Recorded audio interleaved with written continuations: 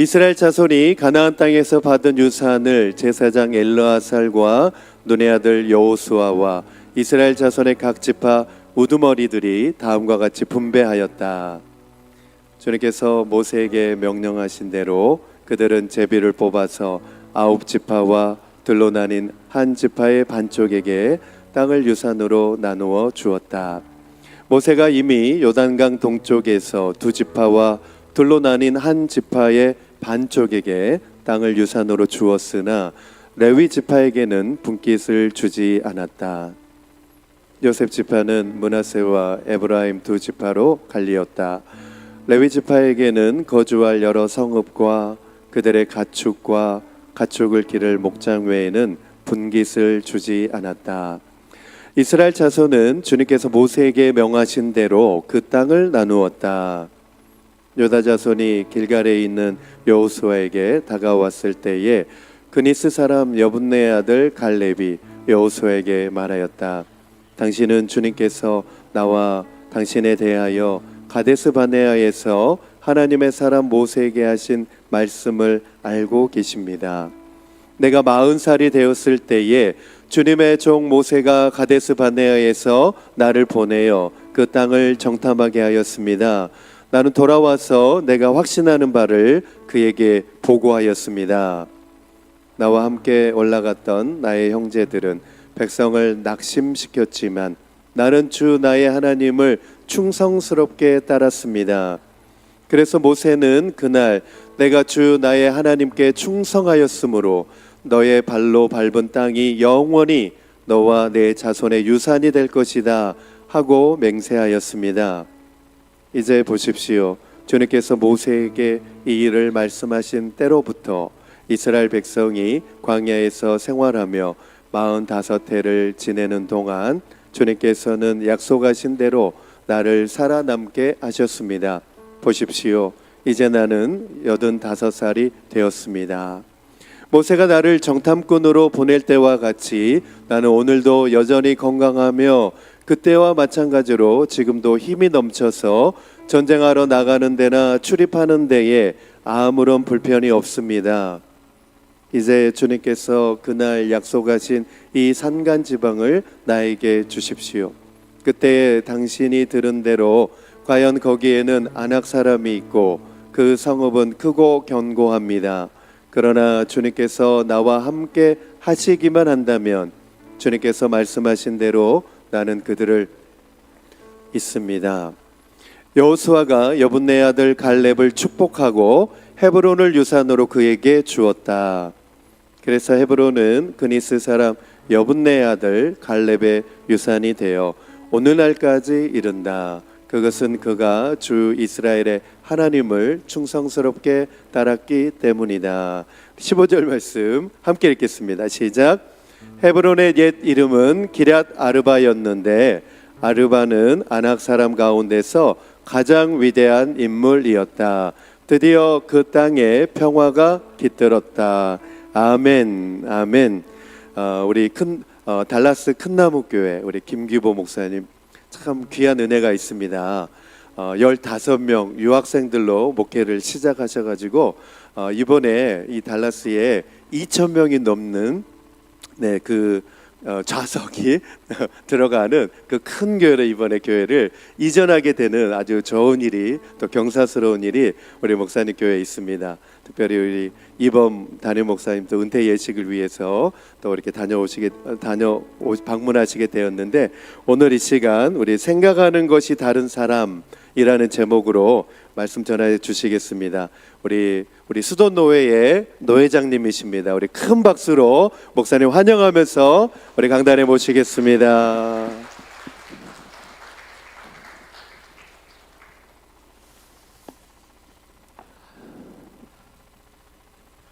안녕하세요. 반갑습니다.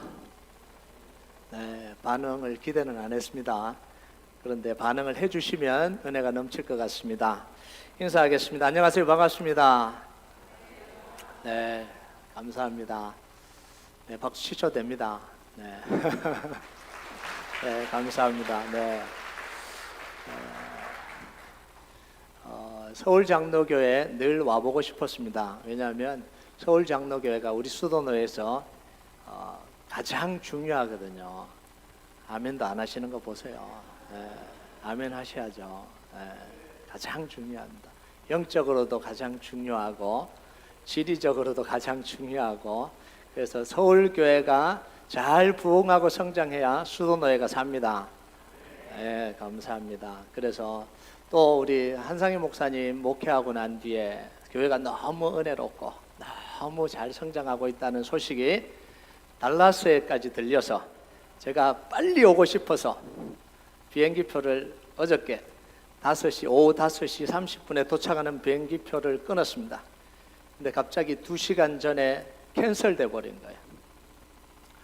이거 못 가게 생겼습니다. 백방으로 노력했는데도 표가 없는 거예요. 다 주일날 출발할 수 있다는 거예요. 그래서 자꾸 찾아서 2자리 남은 표 중에 하나를 끊어왔습니다. DC 지역이 없어서 볼티모어 공항으로 떨어졌습니다. 그리고 숙소에 도착하니까 새벽 3시 반이더라고요. 너무 보고 싶어서 왔습니다. 네. 너무 감사하고요. 우리 옆 사람과 좀 인사 나눌까요? 옆 사람 보면서 여러분이 지을 수 있는 최선의 이 표정으로, 최고의 밝은 표정으로, 최고의 환영하는 표정으로 이렇게 인사하겠습니다. 옆 사람 보면서요. 여러분의 얼굴에, 당신의 얼굴에 은혜의 광채가 넘칩니다. 우리 인사 한번 해주시기 바랍니다.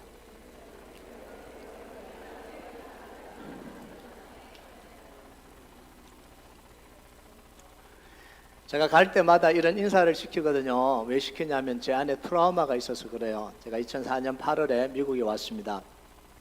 부푼 꿈을 안고 미국에 왔는데 계획했던 일이 다 틀어지고 힘든 시기가 미국 떨어지자마자 시작이 됐죠. 8월에 왔는데 11월에 한 교회에서 전화가 왔습니다. 목사님 한 주 와서 설교해 주셨으면 좋겠습니다. 그래서 어딥니까? 그러니까 달라스에서 조금만 올라오면 됩니다 이러는 거예요.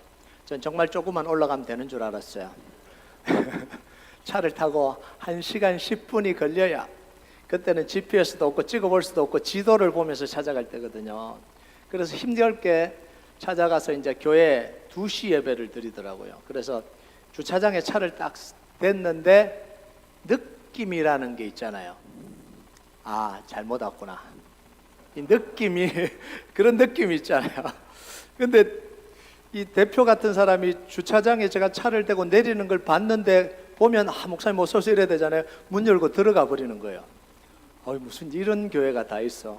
그리고 이제 예배 드리려고 들어와서 설교하려고 강단에 섰는데 유학생들 한 15명 정도 앉아 있어요. 설교를 시작하려고 그러는데 저를 바라보는 이 눈빛이 여러분처럼 은혜의 광채가 이렇게 막 뿜어져 나와야 되는데 살기가 느껴지는 거예요. 눈에서 살기가 느껴지는 거예요. 저는 사람의 눈에서 살기가 나올 수 있다는 걸 군대 가서 처음 봤거든요. 근데 그 눈빛을 예배 시간에 볼 거라고는 제가 상상도 못했습니다.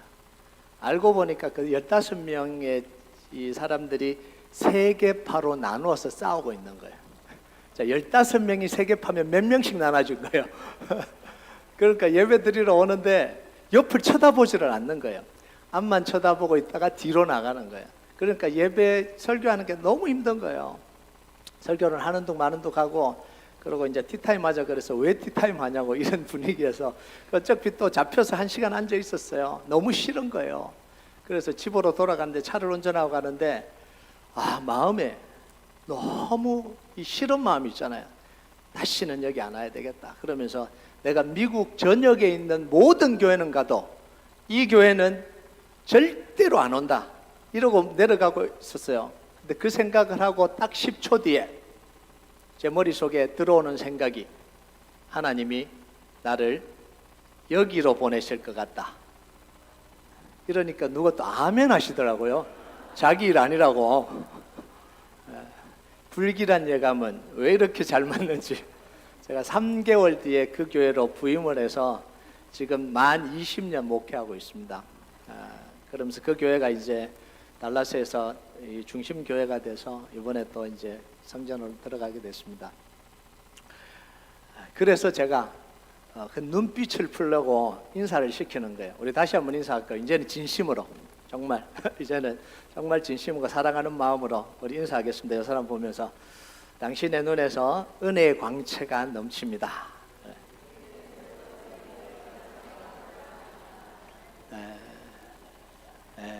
제가 많은 교회를 다녀봤지만 교회를 딱 가면 분위기를 알아요. 이 교회는 은혜가 넘치는구나.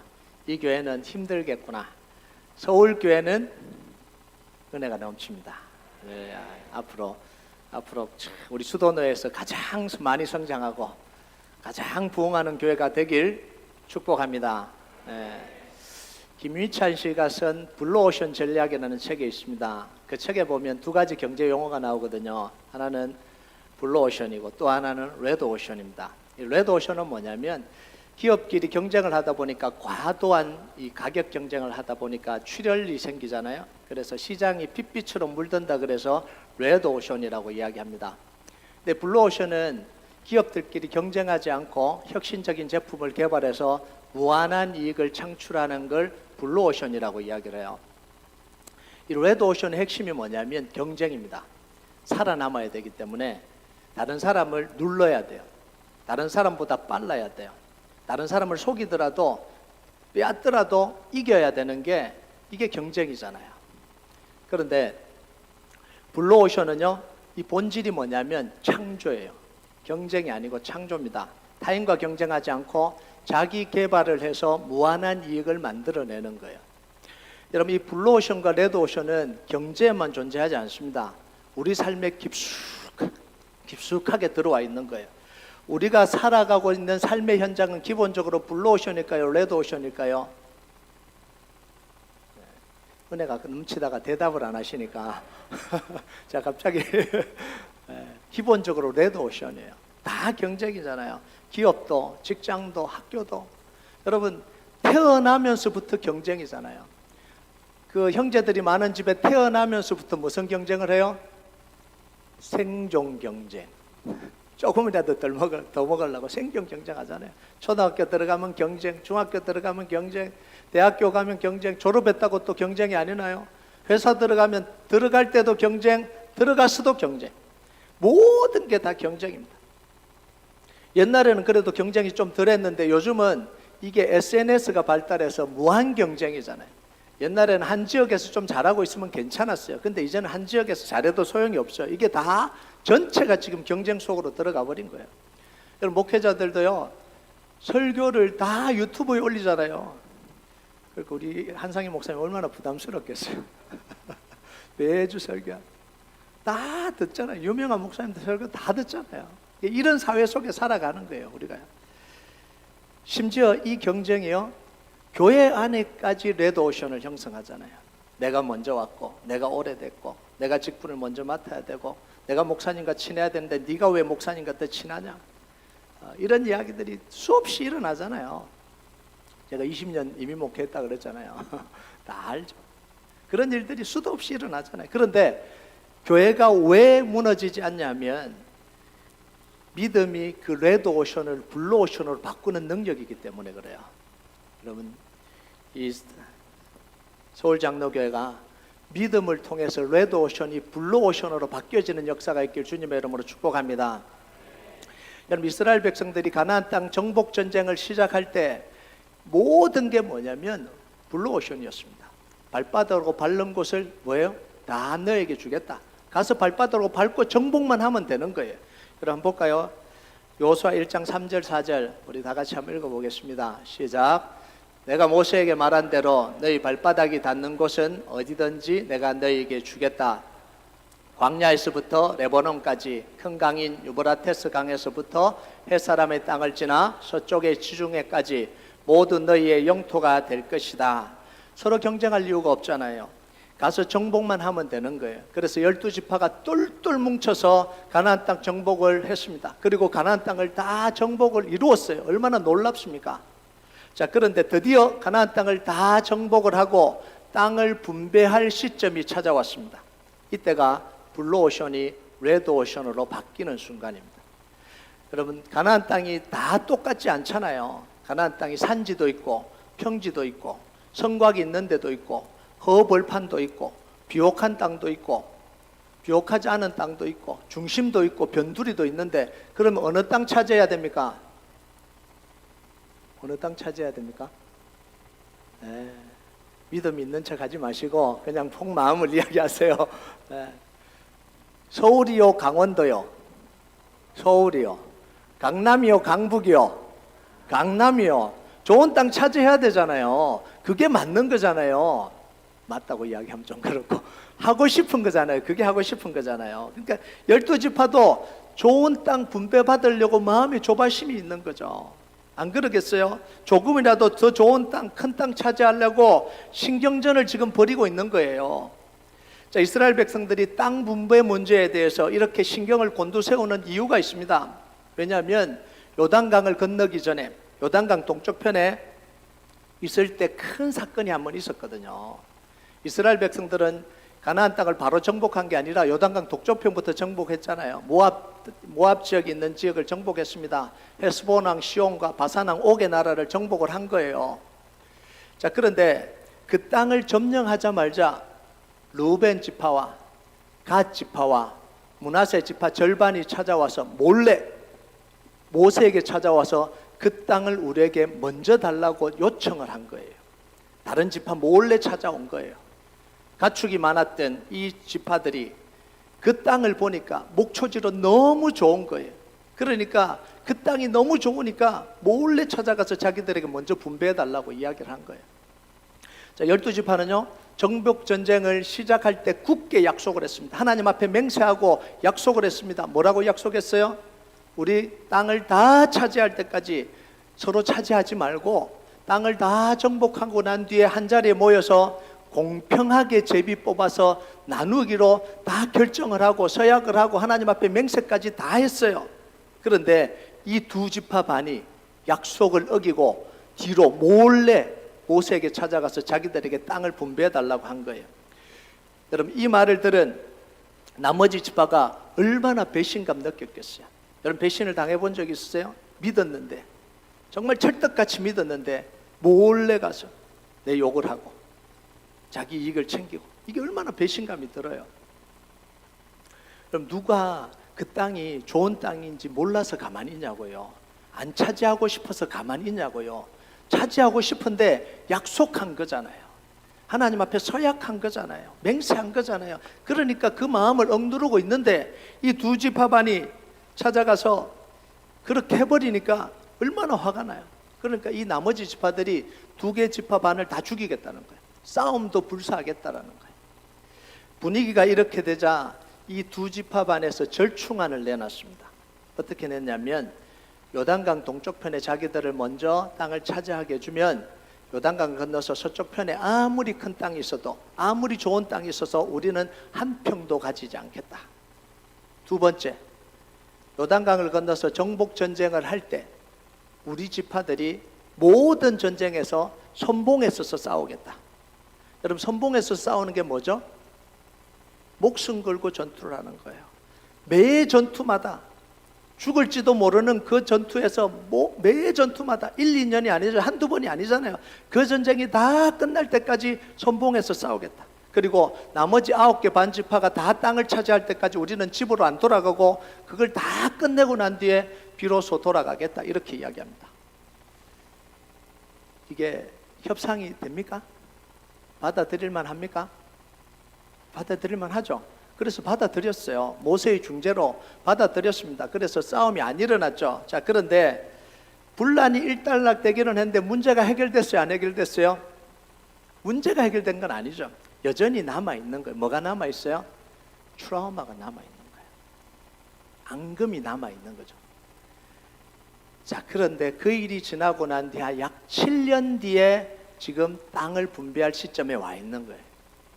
그러니까 또 무슨 생각을 하겠어요? 또 어느 지파가 뒤로 몰래 가서 또 땅 달라 그런 거 아닌가? 이런 걱정을 하고 있는 거예요.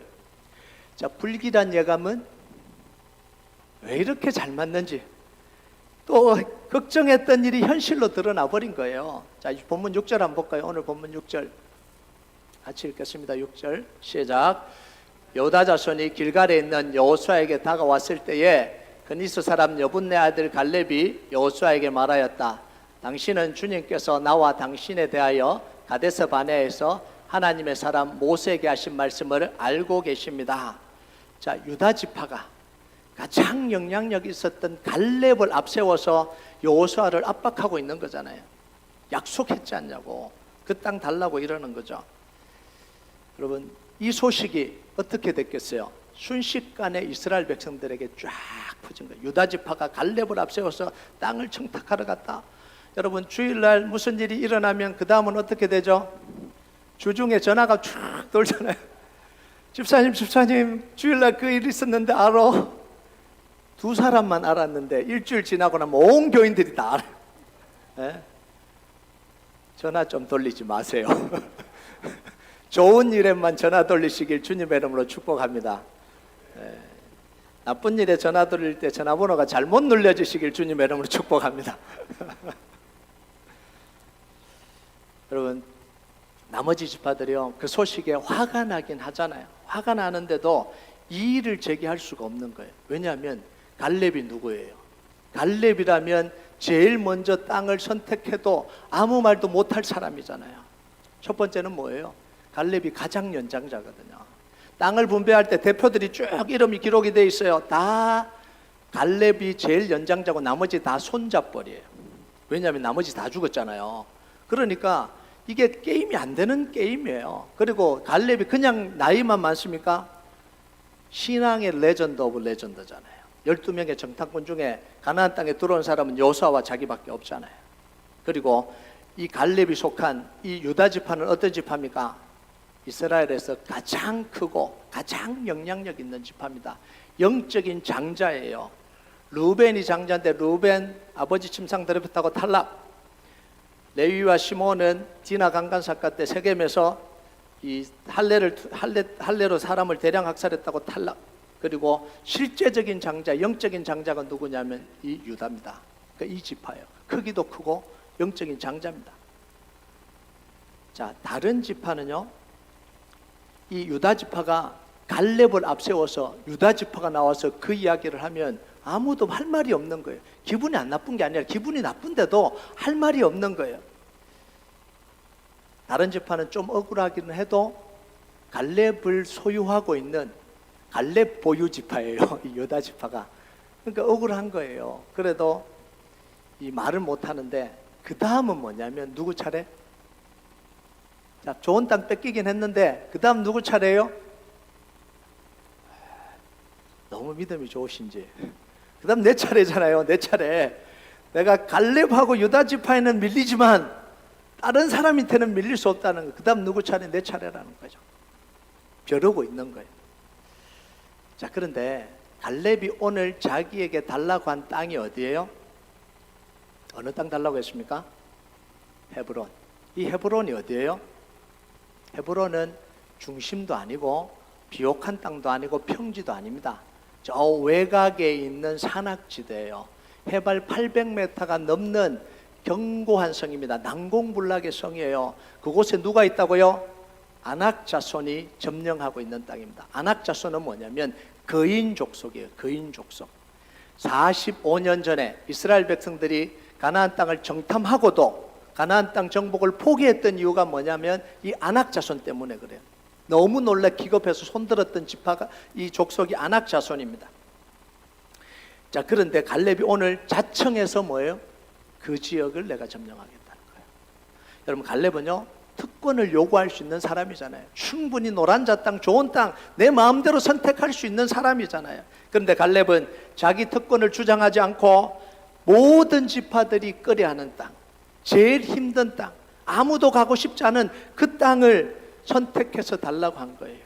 여러분, 갈렙의 이 선택으로 좋은 땅 차지하려고 했던 그 경쟁하는 분위기가 싹 사라져버린 거예요. 여러분, 안 그러겠어요?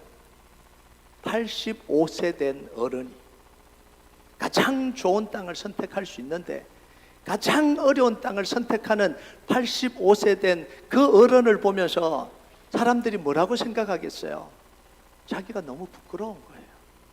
저 어른도 저 믿음의 선택을 하는데, 저 어려운 땅을 믿음으로 선택하는데 나는 뭐냐는 거예요. 이 젊은 나는 뭐냐는 거예요. 내 믿음이 부끄러운 거. 다른 사람보다 경쟁하고 더 좋은 땅 차지를 했던 그 생각이 부끄러운 거예요. 여러분, 영적인 교회는 어떤 교회냐면 고치려고 하는 교회는 영적인 교회가 될 수가 없습니다. 목사님 이것도 문제고 저것도 문제고 우리 교회는 이게 문제, 우리 교회는 저분이 문제. 그래 절대 고쳐지지 않아요. 이런 분들이 계세요. 목사님, 제가요 아무리 생각해도 우리 교회 문제는 저 집사님인데 제가 말을 하면 안 들어요. 목사님이 찾아가셔서 꼭 말씀을 해주세요. 목사님 말이라면 들을 것 같아요. 들어요, 안 들어요? 저한테도 그런 사람들 많았어요. 그런데 제가 속으로 이야기합니다. 니도 안 들어놓고 제가 이렇게 말은 안 합니다. 집사님도 내가 말하면 안 들으면서 어떻게 다른 사람이 내 말을 듣기를 바라냐. 그러잖아요. 지적한다고 바뀌는 게 아니에요. 여러분, 정말 좋은 교회는 뭐냐면 내가 믿음의 선택을 하는, 그때요 믿음이 없는 사람들이 부끄러움을 느끼는 교회가 돼야 돼요. 저도 목회를 하면서요 누구한테 가장 큰 부끄러움을 느끼냐면 우리 성도들을 보면서, 야, 성도들이 이런 믿음의 선택을 하는구나, 나는 뭐 하고 있지, 이런 생각이 드는 거예요. 부끄럽기도 하고 감사하기도 한 거예요. 그러니까 말할 필요가 없는 거예요. 그 부끄러운 앞에서 안 바뀔 수가 없잖아요. 안 변화될 수가 없잖아요. 그러니까 여호수아와 족장들이 모여서 제비 뽑는 대로 두말하지 않고 다 순종하는 거예요. 이 갈렙 한 사람 때문에. 여러분, 여기서 우리는요 영향력이 있는 한 사람의 행동이 그 공동체를 어떻게 바꿔낼 수 있는지를 보는 거예요. 만약 갈렙이 특권을 이용해서 좋은 땅, 쉬운 땅 먼저 차지했다면 그럼 어떻게 됐겠어요? 그 다음은 나야, 그 다음은 나야, 싸움판 벌어졌지 않겠어요? 그런데 갈렙 한 사람이 믿음으로 행동하니까 그 공동체 전체가 뭐예요? 레드오션이 블루오션으로 바뀌어버린 거예요. 여러분, 갈렙은요 자기가 가진 비전, 자기가 가진 믿음을 가지고 레드오션을 블루오션으로 바꿔내는 사람입니다. 여러분, 하나님이 부르시고 쓰시는 사람, 이런 사람이에요. 여러분, 서울장로교회 성도 여러분, 여러분들이 특권을 주장하고 내세우면 그때 바로 서울장로교회 전체가 레드오션으로 바뀌어서 경쟁체제가 되어버릴 겁니다. 그럼 그 사람, 그 안에서 살아남을 수가 없잖아요. 상처받고 아프고 고통스러운 거예요. 여러분이 갈렙처럼 창조적인 생각으로 교회를 섬기면 여러분의 교회는 무한한 블루오션으로 바뀌어질 겁니다. 그 안에서 은혜로운 사람, 신앙 좋은 사람, 능력 있는 사람 다 들어와서 교회가 은혜롭게 정말 하나님이 기뻐하시는 교회로, 부흥하는 교회로 세워질 겁니다. 그런 교회로 세워지길 주님의 이름으로 축복합니다. 네, 제 눈에는 그게 보입니다. 이미 보입니다. 아멘 또 안 하는 거 보세요 또. 네, 제가 딱 와서 보니까 이 서울 장로교회는 부흥할 일만 남았습니다. 네. 제가 만 20년 담임 목회를 했어요. 안 그렇게 생겼죠? 네. 만 20년, 제가 지금 원로 목사 이 나이에 지금. 이제 우리 한상인 목사님이 잠깐 이야기를 했는데요. 그 교회가 이제 4번 이전해서 지금 있는 이제 그 H마트 바로 옆에 중심에 있고요. 이번 이제 5번 한 11월이나 11월쯤에 이사를 가게 됩니다. 하나님 또 허락해 주셔서 큰 교회로 이사를 가게 너무 감사한데요. 처음 이전을 했을 때가 있어요. 제가 목회를 시작을 하고 한 2년 반 됐을 때 노예에서 빈 집이 있다고, 2,000스퀘어핏 되는 빈 집이 있다고, 땅은 좀 크고 미국 교회가 개척을 해서 사용하다가 성장하지 못하고 클로즈했던 그 사이트예요. 그래서 그걸 사용하려면 사용하라 그래서 이제 기도해 보니까 하나님이 또 가려고 하는 마음을 주셔서 성도들과 함께 다 기도하고 옮겼어요. 뭐 아무 문제 없을 거라고 옮겼습니다. 교회로 사용했던 데니까. 근데 가서 교회 간판을 달라고 했는데 시티에서 허락을 안 해주는 거예요. 간판을 못 단다는 거예요. 그래서 제가 시티로 들어갔어요. 왜 안 되냐? 이 원래 교회고 교회가 사용한 간판 규격 사이즈 그대로고 이름만 바뀌었는데 왜 안 되냐? 그랬더니 20년 사이에 CD 코드가 바뀌었대요. 그래서 안 된대요. 그럼 어떻게 하면 되냐? 그러니까 너네가 사용하는 건물은 퍼블릭 미팅으로 적합하지 않으니까 코드에 맞게 다 업그레이드 시키고, 주차장은 자갈이 깔려 있으니까 아스팔트로 30대 분을 만들어라. 야, 이건요 불가능한 거예요. 그때 유학생 교회가 한 주에 헌금이 300불 500불 나올 때예요. 근데 그거 다 하려면 한 15만 불 들어가는데 우리에게는 천문학적인 숫자잖아요. 이게 못하는 거죠. 근데 그걸로 끝나는 게 아니라 그걸 안 지키면 예배 한 번 드릴 때마다 1,000불씩 벌금을 매기겠다는 거죠. 우리 교회가 난리가 났습니다. 목사님이 제대로 알아보지도 않고 목사님이 오자 그래갖고 막 난리도 아니었어요. 결정은 다 같이 해놓고 책임져야 될 때는 목사한테 책임지라고. 참 너무합니다. 너무해. 근데요, 이게 이제 예배를 드려야 되긴 드려야 되잖아요. 근데 이제 주차를 못 하니까 근처에 있는 공원에다가 주차를 했어요. 한 10분 15분 걸어와야 돼요. 텍사스 아시잖아요. 한여름에 110도 120도 올라가요. 그 땡볕에 성도들이 그 공원에서 교회로 걸어오면서 무슨 생각을 했겠어요? 우리가 지금 여기서 뭐 하고 있나? 교회 오면 좀 시원하면 좋잖아요. 하우스에 4톤짜리 에어컨 하나 들어가 있어요. 30명 40명 앉아놓으면 찜통이에요. 90도 밑으로 안 떨어져요. 아무리 돌려도 안 떨어져요. 주일날 점심 메뉴로 육개장 주방에서 끓이면 끝나는 거예요. 땀이 막 부부부. 그러니까 성도들이 난리가 난 거예요. 목사님 왜 우리가 여기 있어야 됩니까? 돌아갑시다. 난리가 난 거예요. 고민하다가 저도 이제 방법이 없으니까 돌아가야 되겠다. 마음에 한 99% 이제 돌아가야 되겠다 마음을 먹었습니다. 그래서 주일이 오면 우리 운영위원들 7명 모아갖고 우리 돌아갑시다 결정을 하려고 그랬어요.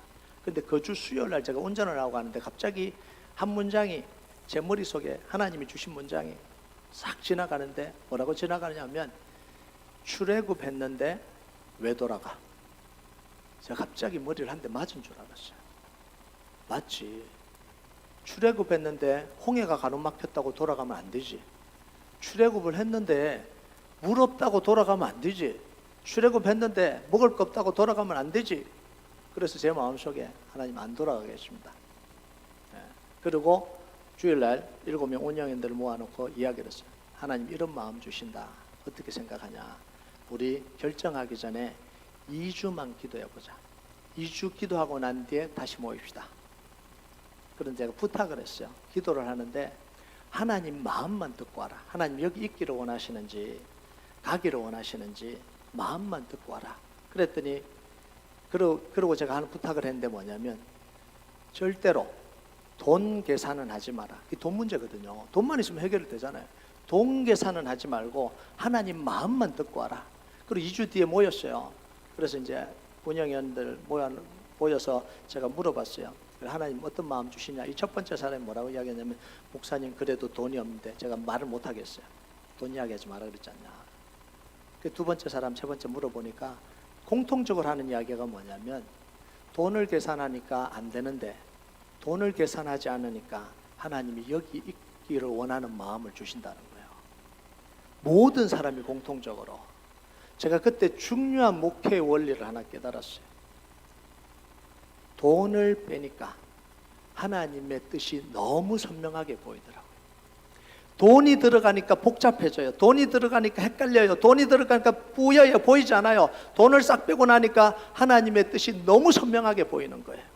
그래서 제가 그 운영위원들한테 그 이야기했어요. 그럼 3개월만 우리가 기도하면서 하나님이 어떻게 일하실지 우리 한번 보자. 하나님이 그 마음 주셨으면 하나님이 이루실 거 아니냐. 3개월만 좀 기다려보고 기도해보자. 우리가 할 수 있는 거 다 해보고. 그래도 하나님이 역사하지 않으면 우리는 교회를 그만하자. 하나님이 역사하지 않는 교회를 어떻게 하겠어요. 그래서 3개월을 이제 기도하면서 시작하는데 할 걸 생각하니까 할 게 없는 거예요. 다 해보겠다 그랬는데 유학생들 데리고 뭐 해요? 뭐 가서 앵벌이를 시키겠어요? 뭐 하겠어요? 돈을 내라 그러겠어요? 뭐 하겠어요? 할 게 하나도 없는 거예요. 그래서 한 게 뭐냐면 후원 편지 쓴 거예요. 저는 후원 편지 정말 쓰기 싫었거든요. 왜냐하면 제가 CCC 선교단체 출신입니다. 후원 편지 쓰는데 이골이 난 사람이에요. 근데 후원 편지 쓰면 안 돌아와요. 여러분 써보셨어요? 안 돌아와요.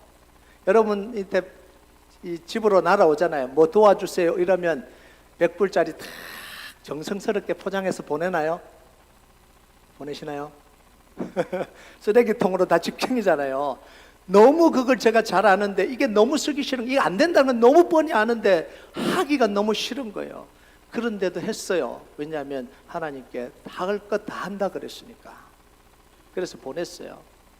일주일 지났어요. 안 돌아와요. 그러면 그렇지. 2주가 지났어요. 한 통의 편지가 돌아왔어요.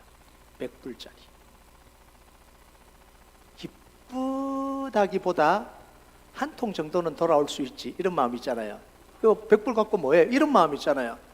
그런데 그 다음 주 지났어요. 300불짜리 체크가 날아오고 500불짜리 체크가 날아오고 매주마다 3,000불, 5,000불짜리 체크가 계속해서 날아들어오는 거예요. 전혀 모르는 사람들인데. 그래서 이 매주마다 광고 때마다 제가 그걸 뜯어서 막 보여주면서 할렐루야 하나님 일하고 계십니다. 우리 난리 났어요.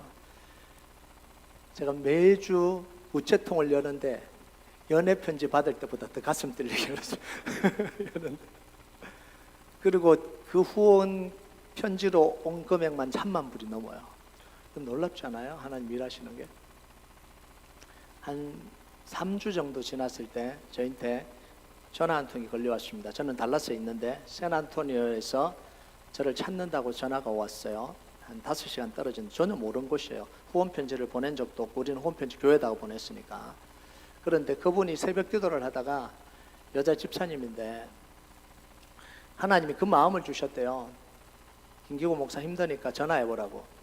왜 그런 마음 주셨는지도 모르고 어떻게 또 그렇게 이제 저도 잘 몰라요. 그런데 이제 전화가 연결돼서 제가 통화를 하는데 그분이 저한테 물어요. 목사님 뭐가 힘드세요? 이러더라고요. 그래서 제가 뭐라고 대답했냐면 힘든 거 하나도 없습니다. 이렇게 대답했습니다. 미친 거죠. 도와준다 그러는데 이것도 힘들고 저것도 힘들고 이렇게 해야 되는데 하나도 안 힘듭니다. 그런데 상황은 이렇습니다. 그리고 2분 만에 전화 끊었습니다. 그분도 더 이상 묻지 않고 저도 말하지 않고. 그런데 3주 뒤에 그분이 3만 불 체크를 보내셨어요. 그때부터 교회가 일어나기 시작했습니다. 하나님이 역사하시니까. 제가 배운 게 있어요. 아, 동계산을 할 필요가 없구나. 하나님이 정말 마음을 주시면, 하나님이 일하시면 동계산을 할 필요가 없구나. 저희가 4번 이전하고 지금 5번째 이전한다 그랬잖아요. 유학생 교회가 돈이 어디 있어요. 근데 이번에 2,000석 되는 교회로 가요. 15만 스퀘어핏입니다. 어마어마하죠. 근데 하나님이 또 일하셔요. 뭐 돈이 있어서 그런 것도 아니고. 자, 여기서요. 우리가 궁금한 게 뭐냐면 갈렙의 선택의 이유예요. 갈렙도 이런 선택을 했으니까 우리도 이렇게 선택하다 그럼 죽어요. 하고 싶지도 않은데 억지로 시키거든요. 교회가 오늘날 수많은 사람들에게 헌신을 요구를 했습니다. 장로님이니까, 권사님이니까 참으세요. 그럼 속에서 뭐예요? 왜 내가 참아야 돼? 이렇게 나오잖아요. 그러면 목사님 뭐예요? 장로님이니까 그 정도는 참아야지 이렇게 나오는 거예요. 그러니까 속에 다 상처를 안고 있는 거예요. 오래된 성도들 속에 다 상처를 안고 있는 거예요. 왜 내가 이걸 해야 돼? 하라 그러니까 어쩔 수 없이 하는데 기쁨으로 하다가도 이게 상처가 있어요. 그래서 기분 나쁘면 이게 나오는 거예요. 평소에는 막 은혜롭게 하다가 기분 나쁘게 하면 이게 나오는 거예요. 근데 하나님의 교회는 그렇게 섬기는 게 아니에요. 억지로 섬기는 게 아니에요. 갈렙이 억지로 한 거 아니에요. 그래서 갈렙이 왜 그 선택을 했는지 우리는 이유를 알아야 돼요. 크고 풍요로운 땅, 눈앞에 지금 당장 이익을 취할 수 있는데 왜 그 이익을 포기하고 어려운 선택을 했는지 그 이유를 알아야 되잖아요. 진짜 갈렙이 포기를 한 걸까요? 억울하게 그 선택을 한 걸까요? 갈렙의 선택의 기준은 도대체 뭘까요? 여러분 12절을 한번 볼까요? 12절 같이 읽겠습니다. 시작. 이제 주님께서 그날 약속하신 이 산간 지방을 나에게 주십시오. 그때 당신이 들은 대로 과연 거기에는 안악 사람이 있고 그 성읍은 크고 견고합니다. 그러나 주님께서 나와 함께 하시기만 한다면 주님께서 말씀하시는 대로 나는 그들을 쫓아낼 수 있습니다. 자, 갈렙은 눈앞에 보이는 이익을 따라서 선택한 게 아니에요. 뭘 따라서 선택한 거예요? 하나님의 약속을 따라서 선택을 한 겁니다. 왜냐하면 눈앞에 보이는 이익은, 이 땅은 한순간이에요. 근데 하나님의 약속은 뭐예요? 영원한 거예요. 그래서 갈렙은 순간을 선택한 게 아니라 영원을 선택한 거예요.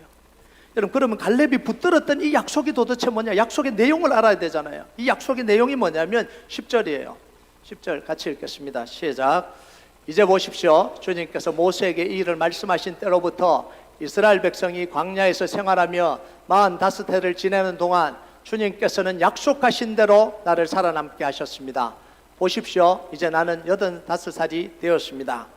이 약속 하나님이 갈렙에게 몇 년 전에 주신 약속이에요? 45년 전에 주신 약속입니다. 지금 갈렙의 나이가 몇 살이에요? 85, 85세입니다. 여러분 한번 생각해 보세요. 45년 전에 한 약속이고 나이가 이제 85이 되면 이제 하나님의 약속과 상관없이 좀 편하게 살아도 되는 거 아니에요? 눈앞에 보이는 또 좋은 땅 선택하고 그래도 좋을 나이 아니냐고요. 어제 약속한 것도 아니고 45년 전에 한 거고 인생 다 살고 85세가 됐는데 굳이 쉽게 살 수 있고 쉽게 선택할 수 있는 거 그건 놔두고 45년 전에 한 약속을 붙들어야 되냐는 거예요. 그런데 왜 갈렙은 험한 산지를 왜 고집하냐는 거예요. 그 나이 됐는데 왜 고집하냐고요. 갈렙의 말 속에 그 이유가 들어가 있어요. 10절에 보면 이스라엘이 광야에서 방황한 이 45년 동안을 여호와께서 말씀하신 대로 나를 생존하게 하셨나이다.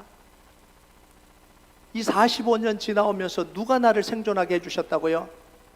하나님이 나를 생존하게 해주셨다라는 거예요.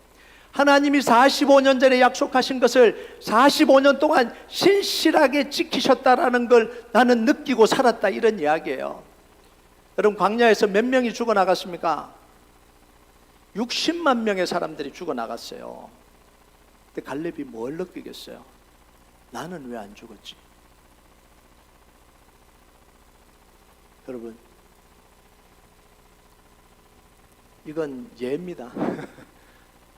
서울 장로교에 있는 98%가 갑자기 하늘나라로 갔는데 내가 안 갔다면 당연히 충격이잖아요. 나는 왜 안 데려가셨지? 지금 이제 조금 중년 이상이 되면 늘 친구들한테 소식이 와요. 오늘 누가 갔대. 안타깝게 누가 지병으로 갔대. 그러면서 한 명의 친구만 떠나도 충격받잖아요. 자, 그런데 이 갈렙이요, 자기 친구, 친척 60만의 사람이 그 광야에서 다 죽어나갔어요. 그럼 두렵지 않겠어요? 나는 왜 안 데리고 갔지? 다 떠났는데. 그 45년 동안 뭐예요? 하나님이 나를 살려주셨다고요. 뭐 하라고요? 그 약속 이루라고. 이 갈렙에게는요, 지금 좋은 땅 나쁜 땅 고민할 때가 아니에요. 땅을 선택하냐, 뭘 선택하냐요? 하나님의 약속을 선택하냐는 거예요. 그 고민을 한 거예요. 여러분, 왜 그러냐면 갈렙은 좋은 땅이 자기를 지켜주지 않는다는 걸 알았거든요. 45년 동안 봤잖아요. 45년 동안 하나님과 살면서 느꼈잖아요. 물질이 자기를 지켜주지 않는다는 걸 알았거든요. 누가 자기를 지켜줘요? 하나님이 자기를 지켜주신다는 걸 알아. 45년 동안 신실하게 동행해 주시고 다 죽어나갈 때도 자기를 지켜주시고 45년 지났는데도 그 약속을 아직도 잊지 않고 계시는 그 하나님이 자기 인생을 지키고 계신다는 게 너무나 명백한 거예요. 제가 아는 목사님 한 분이 계신데요, 딸이 세인트루이스에 있는 대학을 갔습니다. 여러분 잘 알다시피 세인트루이스에 있는 이 도시는, 대학이 있는 도시는 범죄율 1위예요. 미국 전역의 범죄율 1위입니다. 2022년에서 2024년 3년 동안 인구 대비 살인율 이 1위인 도시예요. 그런데 이 딸 하나를 거기 보내놓고 있는 이 아버지 목사님의 심정이 어떻겠어요? 매일 기도하는 거예요. 매일 기도하는 거예요. 하나님 지켜달라고 매일 기도하는 거예요. 그런데 어느 날 새벽에 일찍 딸로부터 전화가 온 거예요. 전화를 받았는데 딸이 뭐라고 이야기하냐면, 아빠 나 어저께 죽을 뻔했어. 아버지 마음이 철렁하잖아요. 왜? 그랬더니 캠퍼스를 걸어가고 있는데 후드티를, 깜깜한 밤에 후드티를 입은 이 남자애가 막 뛰어오더니 총으로 자기를 겨누면서 돈을 달라고 했다는 거예요. Give me money. 근데 얘가 이제 한쪽에는 5불짜리 한쪽 20불 있는데 순간 생각하고 얼마나 줄까 그러다 5불짜리 꺼내줬대요. 그랬더니 땡큐 하고 가버렸대요. 너무 감사한 거죠. 큰일 날 뻔했죠. 근데 아침에 이제 아버님한테 그 전화를 하니까 이 목사님이 머리에 망치를 얻어맞은 충격이에요. 무슨 생각이 드냐면, 아, 딸이 죽는 그 순간에 나는 아무것도 할 수 없구나. 죽을 뻔했는데 그 순간에 내가 아빠인데 사랑한다고 하는데 지켜준다고 하는데 아무것도 할 수 없구나. 두 번째, 딸이 죽는 그 고통을 느끼고 있는 그 순간에 나는 잠만 잘 잤구나. 이게 너무 마음에 힘든 거예요. 그러면서 깨달은 게 뭐냐면, 아, 내가 지켜줄 수 없구나. 하나님이 지켜주셔야 되는구나. 기도로 지켜야 되는구나. 여러분, 여러분의 자녀들은 여러분 뭘로 지키실 겁니까? 돈으로 지키실 거예요? 여러분의 능력으로 지키실 거예요? 그 순간에 여러분은 돈이 거기 닿지 못해요. 여러분의 능력이 닿지 못해요. 유일하게 지킬 수 있는 분이 누구예요? 하나님이에요. 그러니까 하나님을 선택할 수밖에 없는 거예요. 여러분, 갈렙이 헤브론을 선택하고 난 뒤에 결과가 어떻게 되냐면, 이스라엘 역사에 헤브론이 중심이 되어버립니다. 지금까지는 천대받는 곳이고 변두리였어요. 그런데 헤브론이 이스라엘 역사에 그때부터 중심이 됩니다. 다윗 왕이 어디서 왕이 됩니까?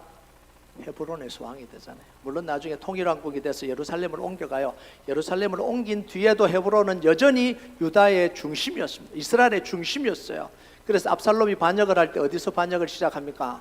헤브론에서 반역하잖아요. 중요한 도시니까. 유다 지파는 어떻게 됐죠? 그 땅을 선택한 유다 지파는 어떻게 됐어요? 다윗 왕가를 시작으로 해서 왕가를 이루는 지파입니다. 북왕국 이스라엘은 수없이 혈통이 바뀌었는데 남왕국 유다는 단 한 번도 바뀌지 않았습니다. 왜요?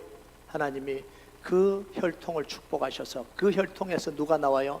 예수님이 나오는 복음의 혈통으로 만들어 주셨기 때문에 그래요. 여러분, 눈에 보이는 물질을 선택하면 그 물질이 우리를 지켜주지 못해요.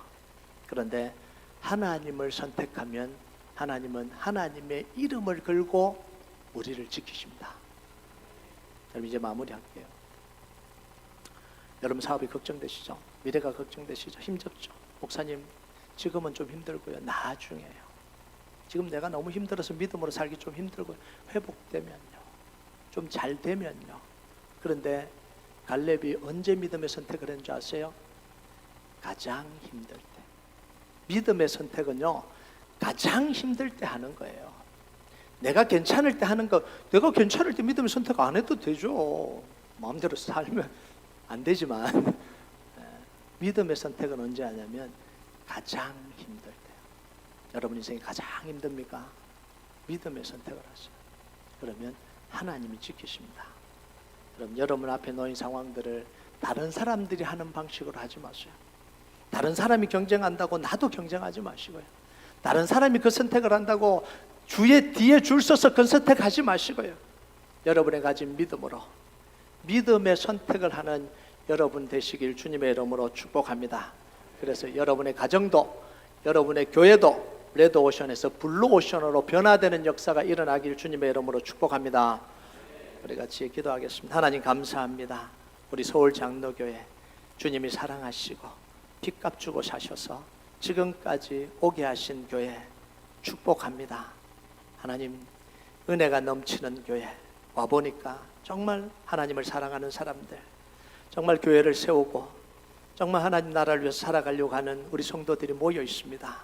하나님 주목하여 주시고 축복하여 주시고 정말 우리 서울 장로교회 성도들이 믿음의 선택을 할 때마다 하나님이 지키시고 역사하여 주셔서 하나님을 경험하게 하여 주시옵소서. 우리 한상희 목사님을 세워주셨습니다. 말씀의 사자로 세워주셔서 강단에서 선포되는 말씀이 단 한마디도 땅에 떨어지지 아니하고 우리 성도들에게 약속의 말씀으로 성취되도록 역사하여 주시옵소서. 감사드립니다. 예수님 이름으로 기도드립니다. 아멘.